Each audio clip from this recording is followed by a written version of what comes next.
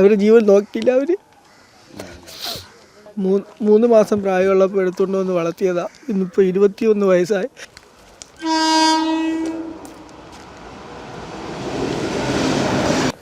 Teachers കയ്യിൽ കൂടെ പിടിച്ച് കൊണ്ടുനടന്ന കുട്ടിയാണ്. നല്ലൊരു മോളായിരുന്നു.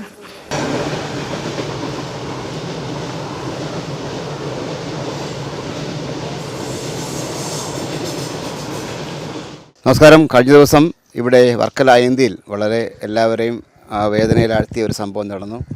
കുമാരി എന്ന അമ്മയും അമ്മയുടെ സഹോദരിയുടെ മകളായ ബിന്ദു ഭിന്നശേഷിക്കാരി കൂടിയാണ്. ഈ രണ്ടുപേരും അയന്തിയിൽ വെച്ച് ട്രെയിൻ തട്ടി മരണമടഞ്ഞു.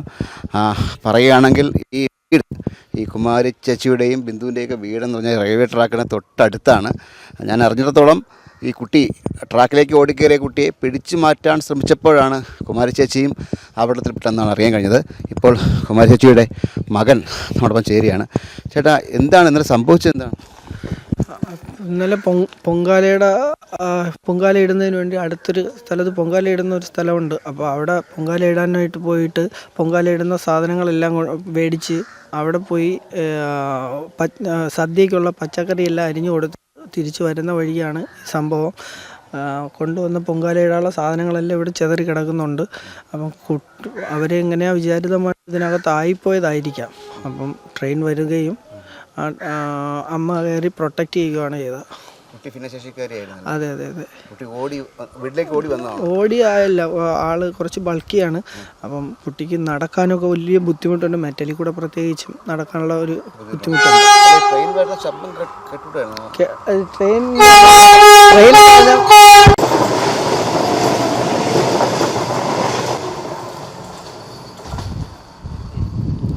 നിങ്ങൾക്ക് കാണാൻ കഴിയും, ഈ പാളത്തിൻ്റെ അവസ്ഥ കാണാൻ കഴിയും. കാരണം ഇവിടെ കൊടും വളവാണ്. ഒരു പക്ഷേ അവിടെ നിന്ന് വരുന്ന ഹോണടി ശബ്ദം കേട്ടിട്ടെങ്കിൽ കടന്നു വന്നതിന് ശേഷം മാത്രം നമുക്ക് അറിയാൻ കഴിയും. ഇവിടെയും അവിടെയും വളവാണ്, രണ്ട് സൈഡും വളവാണ്. അങ്ങനത്തെ ഒരു പ്രദേശം കൂടി അല്ലേ? അത് ഒരു വിസിബിലിറ്റി നമുക്ക് ഇല്ല.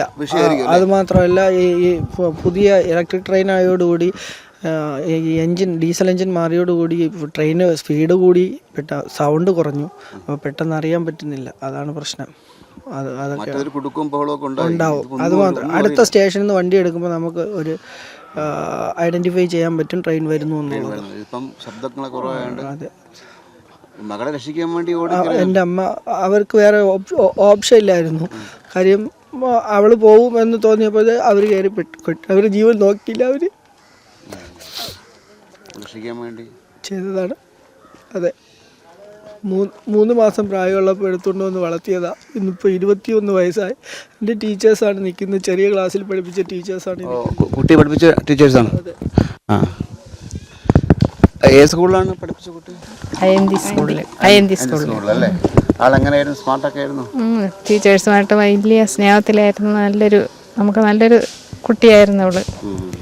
എത്ര വയസ്സുണ്ടായിരുന്നു? 19-20 വയസ്സ് വരും അവൾക്ക്. 5 വയസ്സിൽ 1-ാം ക്ലാസ്സിൽ കൊണ്ടുവന്നതാണ് ഇവിടെ. ടീച്ചേഴ്സ് കയ്യിൽ കൂടെ പിടിച്ച് കൊണ്ടുനടന്ന കുട്ടിയാണ്. നല്ലൊരു മോളായിരുന്നു. അതറിഞ്ഞ പോലെ നമുക്ക് എല്ലാവർക്കും വലിയ വിഷമമായിരുന്നു.